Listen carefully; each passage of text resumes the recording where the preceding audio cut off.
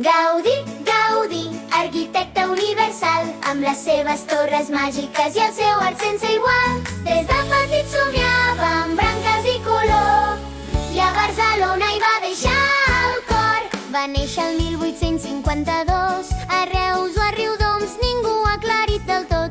El seu pare calderer, la seva mare el va cuidar, i amb reuma de petit molt observar. Mirava els arbres, els nius i la mar, deia: la natura em vol ensenyar. Sense córrer ni saltar somiava dibuixant cases comunades, finestres de cristall.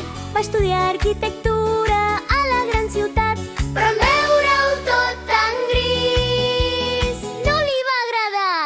Faré edificis amb vida i color, amb formes que surtin del cor. Gaudí, Gaudí, arquitecte sense igual, els seus somnis creixen com un roser. La Sagrada Família va començar a alçar i encara avui vol continuar volant. El 1883 començà la seva obra amb molta il·lusió, sense plànols ni regles, només la visió, amb cordes, pesos i molta emoció. Serà com un bosc al resar, deia, amb columnes que al cel s'obrien, els vitralls de colors a un plan de llum, com si el sol esperat hi fos posat.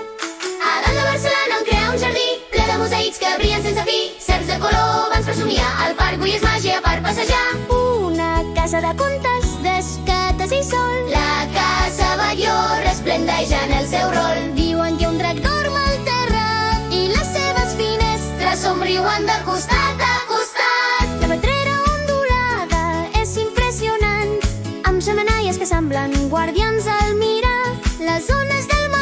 Gaudí imaginar, i amb pedra i ferro la casa crear. De totes les seves obres la que més estima va ser la Sagrada Família, així ho confessa.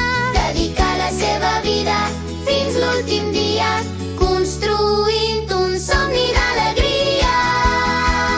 Gaudí, Gaudí, arquitecte sense igual, els seus somnis creixien com un roser. La Sagrada Família va començar a alçar i encara avui vol continuar volant.